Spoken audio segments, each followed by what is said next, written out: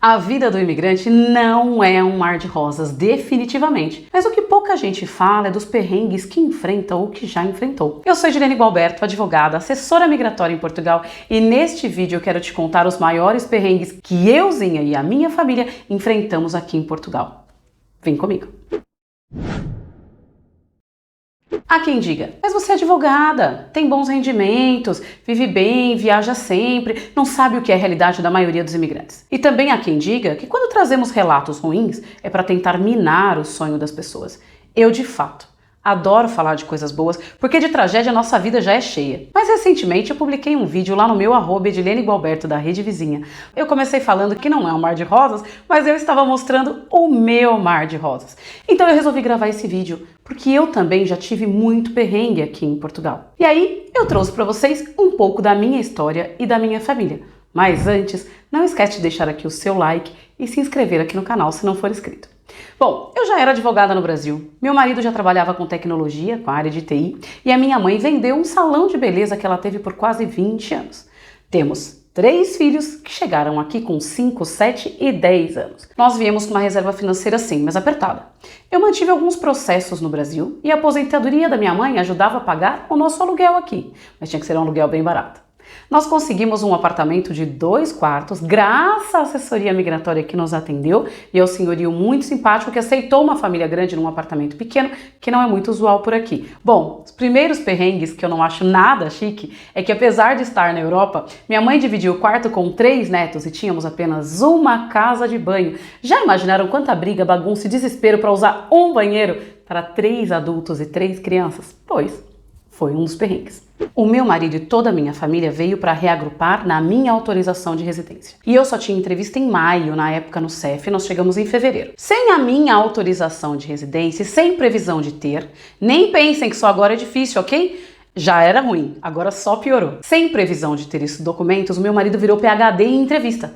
Perdemos as contas de quantas entrevistas ele fez de vaga de trabalho na área dele e não era contratado. Geralmente queriam um inglês melhor, uma experiência diferente ou sempre a autorização de residência. E eu que achava que ele tinha um bom inglês, viu? Bom, passados 3 meses só fazendo entrevista, ele foi fazer o quê? Trabalhar nos Correios, aqui chamado CTT, na parte da logística. O nome pode parecer bonito, mas a verdade é carregar caixas, descarregando caminhões e direcionando para agências diferentes e de madrugada. Ele entrava 1 da manhã e saía às 9. Detalhe, era bem longinho de casa, não tínhamos carro e sem carona ou boleia, como eles falam aqui, ele não chegava. Um viva aos amigos que se apoiam e iam juntos. Ele ficou no CTT com recibos verdes, não era contrato, por 6 meses, até que ele foi contratado por um call center de telefonia depois que tinha autorização de residência.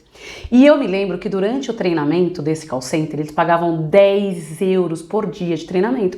Não dava para sobreviver. Então ele fazia o treinamento durante o dia e trabalhava no CTT de madrugada, dormia só algumas horas. Vocês não têm ideia de como era para ele ir de casa na chuva. Ele ficava esperando o autocarro, aquela chuva, eu em casa preocupada. Mas enfim, ele ficou no CTT por mais de 6 meses, até que ele foi para essa empresa e depois de efetivamente contratado com um salário integral, é que ele se desligou do CTT para ficar nessa. E ainda trabalhar no call center não é um sonho de consumo, certo? Mas era o que tinha e a gente pega o que aparece quando a gente chega. E vocês devem estar se perguntando, mas e você, doutora Edilene, o que a senhora fazia? Eu mantinha alguns processos no Brasil, mas morando fora, quase ninguém contratava mais, a advocacia sempre foi muito tradicional. Então, eu comecei a prestar serviços aqui em Portugal para outras 2 assessorias migratórias. Fazia diligências, buscava os documentos, visitava imóveis e fazia faxina. Sim, limpei muitos apartamentos para ganhar os meus primeiros euros aqui. Bom, nós decidimos comprar um carro, porque era complicado e caro sairmos em 6 no transporte público. Quando nós chegamos, não tinha passe mensal, nem passe gratuito para as crianças como tem hoje, viu? 20 dias com carro novo e aconteceu o quê? Fundiu o motor. O resto da reserva financeira que tínhamos para comprar o carro, perdemos e vendemos a carcaça por 600 euros para cobrir apenas custos que nós tivemos para levar e trazer o carro de um lado para o outro. Fomos comprar outro carro? Sim, 1 ano depois que tínhamos chegado, porque foi quando conseguimos um crédito com o banco. Passados 1 ano no país e veio o quê? A pandemia. Quem ficou preso no Brasil? Minha mãe. Quem ficou sem trabalho nenhum? Eu. e passamos meses apenas com o salário do marido no call center. Mas a pandemia também trouxe muita oportunidade de trabalho, tirou de muitos, mas também trouxe oportunidade para outros. Eu aproveitei a minha profissão, as minhas redes sociais, me inscrevi na Ordem dos Advogados aqui de Portugal e comecei a atender muita gente. Era obrigatório ter o visto se quisesse entrar.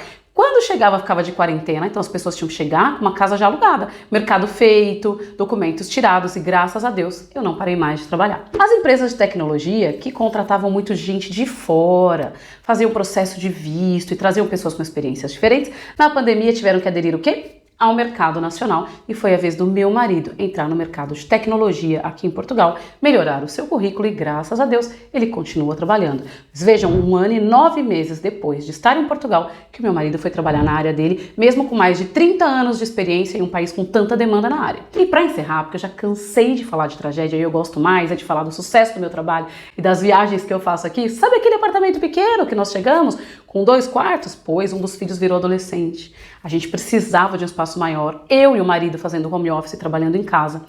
Mesmo com rendimentos declarados, uma situação financeira estável, ele com contrato de trabalho, pensa que a gente conseguia alugar um apartamento? Teve um que nós visitamos, mandamos proposta, e olha que eu sou boa nisso, né? Eu mando centenas de propostas para os meus clientes e nem retorno eu tive do consultor, ele simplesmente sumiu. 9 meses de busca por um imóvel que pudéssemos pagar e que nos aceitasse até encontrar esse aqui na Trofa. E eu vou contar para vocês algo que eu adoro contar. Não poderíamos visitar este apartamento porque era pandemia e foi um fim de semana que o governo fechou o acesso entre as cidades, não podíamos trocar de conselho. O marido falou com o consultor e falou, olha, se você não alugar no fim de semana, nós visitamos na segunda-feira, mas eu não posso trocar de conselho.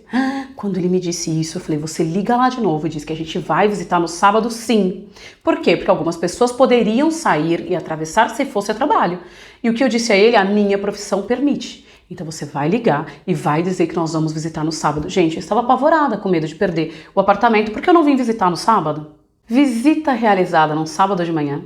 Chegamos em casa, já montamos a proposta, no próprio sábado enviamos e no domingo à noite recebemos a mensagem de que estava aprovado. Há 3 anos nós estamos nesse apartamento, temos nosso escritório separado da casa e neste vídeo aqui eu falei do nosso custo de vida aqui em Portugal, tem inclusive o valor do meu aluguel. Corre lá para assistir. Lembrem, eu fiz faxina, meu marido trabalhou de madrugada, minha mãe ainda atende em domicílio, o Marcelo Antoni de ator virou consultor imobiliário aqui e todos nós podemos nos reinventar, podemos fazer coisas novas ou diferentes para viver os nossos sonhos. E eu não acho que estes perrengues são para te desanimar da mudança, para te desestimular a vir para Portugal, muito ao contrário. É para te mostrar que no começo pode ser complicado, mas que com persistência, muita força de vontade, a vida se encaminha e pode dar muito certo. Deixa nos comentários para mim o que você está disposto a fazer para viver esses perrengues. Ou quais perrengues você já passou em outro país ou até mesmo aqui em Portugal. Gostou de conhecer um pouco dos meus perrengues? Não esquece de deixar seu like, se inscrever aqui no canal. Eu sou Edilene Gualberto, advogada, assessora migratória em Portugal. Um grande abraço e até o próximo vídeo.